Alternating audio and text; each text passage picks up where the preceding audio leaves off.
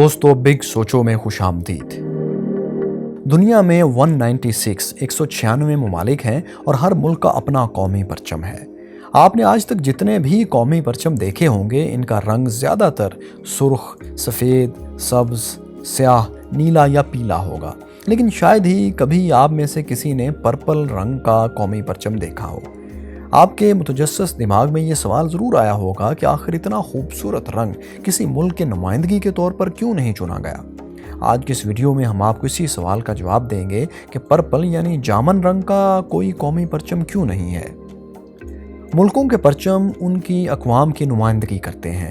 تاریخ میں پرچم کا سب سے پہلے استعمال 2000 سال پہلے چین اور یورپ میں رومی دور میں ملتا ہے۔ آج کے دور میں دنیا میں زیادہ تر ممالک کے قومی پرچم سرخ، سفید، سبز، نیلے، پیلے اور سیاہ رنگ میں ہوتے ہیں۔ ان میں سب سے زیادہ سرخ رنگ استعمال ہوتا ہے۔ تقریباً 77% فلیگز میں سرخ رنگ ہوتا ہے۔ اس کے بعد دوسرا سب سے زیادہ استعمال ہونے والا رنگ سفید ہے جو کہ 72% فلیگز میں یوز ہوا ہے۔ اس کے بعد آتا ہے نیلا رنگ جو 53% پرچموں کا حصہ ہے، جبکہ سبز رنگ 45% فلیگز میں استعمال ہو چکا ہے۔ لیکن یہاں بات آتی ہے پرپل کلر یعنی جامن رنگ کی، تو اس کی پرسنٹیج صرف 1% ہے۔ دوستو، کلر فیملی میں جامن رنگ سرخ اور نیلے رنگ کے درمیان مختلف شیڈز میں موجود ہوتا ہے۔ جامن رنگ ایک لمبے عرصے تک رائلٹی سے منسوب کیا جاتا رہا، یعنی اسے شاہی خاندان سے وابستہ لوگ زیادہ استعمال کرتے ہیں۔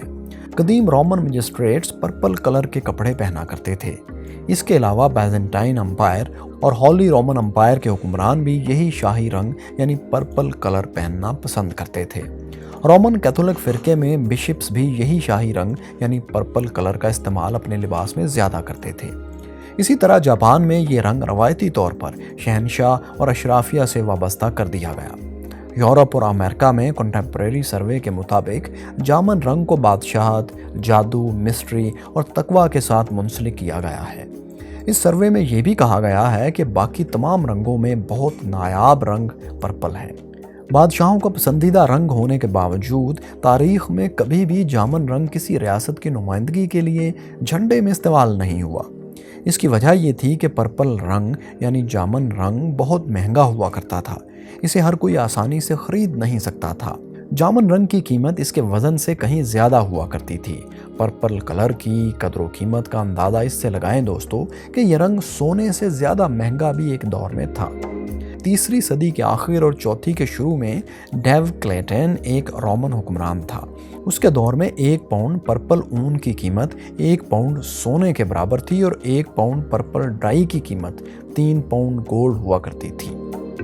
عام شہری اسے خریدنے کا سوچ بھی نہیں سکتے تھے۔ یہ رائل کلر اتنا مہنگا ہوا کرتا تھا کہ بس شاہی خاندان کے لوگ ہی اسے افورڈ کر سکتے تھے۔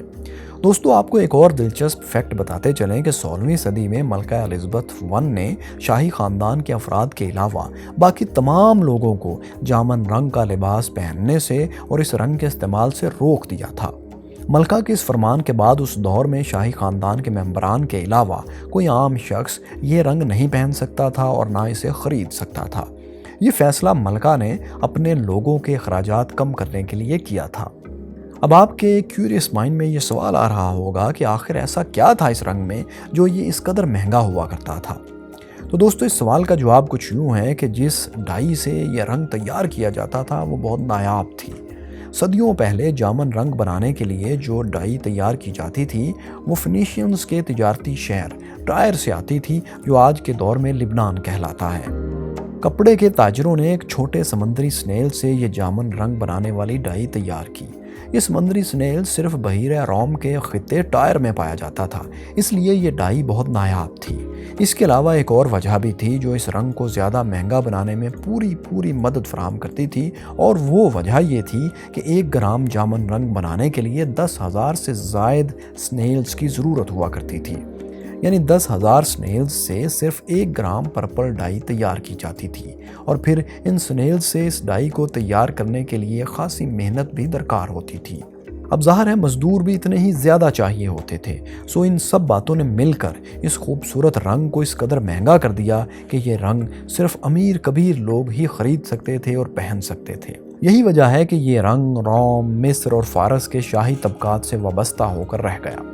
माइक्यूरिस फेलोज जामन रंग को रूहानियत और तकद्दुस की नुमाइंदगी के तौर पर भी जाना जाता है, क्योंकि कदीम ज़माने में जो बादशाह और मलका ये रंग पहनते थे अक्सर उन्हें देवता या देवताओं की औलाद समझा जाता था।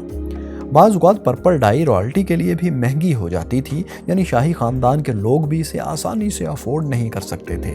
इसका अंदाज़ा इस बात से लगाएं कि 3री सदी के रोमी शहनशाह ने अपनी बीवी को टायर और पर्पल सिल्क से बनी शाल खरीदने की इजाज़त नहीं दी, क्योंकि इसकी कीमत सोने से 3 गुना ज़्यादा थी। 1 पाउंड डाई की कीमत आज के $56,000 के लगभग बनती है।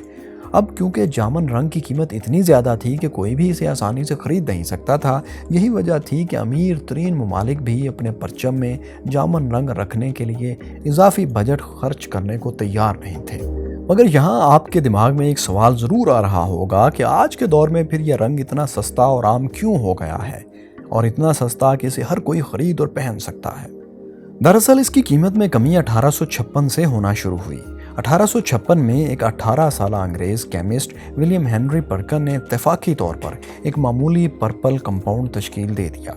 हुआ कुछ यूँ कि लेबॉर्ट्री में वो एंटी मलेरियल मेडिसिन तैयार कर रहा था कि एक केमिकल रिएक्शन के दौरान उसने कंपाउंड बना डाला। उसने नोट किया कि ये पर्पल कंपाउंड कपड़ों को रंगने के लिए इस्तेमाल हो सकता है। ये मसनूई पर्पल डाई आसानी से तैयार और इस्तेमाल की जा सकती थी। इसके बाद उसने अपनी इस तैयार करदा पर्पल डाई को पेटेंट कराया और बहुत अमीर हो गया। इसके बाद पर्पल कलर इस बड़े पैमाने पर तैयार होने लगा कि इसे हर कोई आसानी से खरीद सकता था। पर्पल रंग का रॉयल स्टेटस ख़त्म होता चला गया और आहिस्ता आहिस्ता ये रंग एक अवामी रंग बन गया। इसके बाद चंद एक ममालिक ने पर्पल रंग को अपने कौमी परचम में इस्तेमाल भी किया। 1908 में रिपब्लिक ऑफ निकारागुआ ने पर्पल रंग का इस्तेमाल अपने परचम में किया था।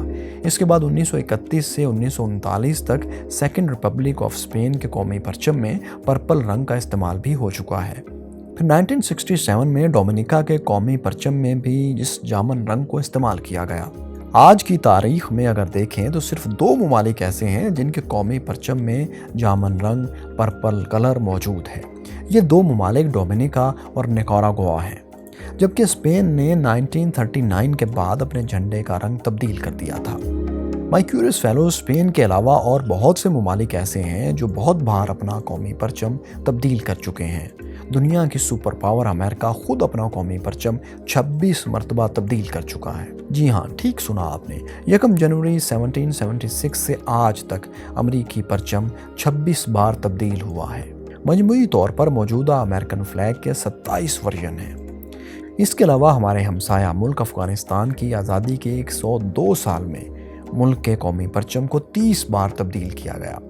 सिर्फ 1919 में 1 साल के दौरान इसे 6 बार बदला गया, जबकि अभी हाल ही में तालिबान की हुकूमत आने के बाद एक बार फिर अफ़गानिस्तान का परचम तब्दील कर दिया गया है।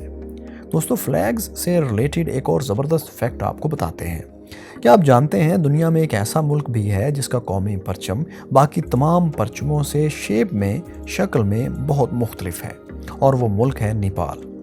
जी हाँ, नेपाल जदीद दुनिया का वो वाहिद मुल्क है जिसका कौमी परचम चौकोर या मुस्ततील नहीं है, बल्कि इसकी शक्ल यूँ है कि जैसे 2 तिकोने सामने को निकली हों। ये स्क्रीन पर जो आप रंगारंग परचम देख रहे हैं, ये नेपाल ही का झंडा है। दोस्तों, हमारी ये वीडियो आपको कैसी लगी कमेंट्स में ज़रूर बताएं। शुक्रिया।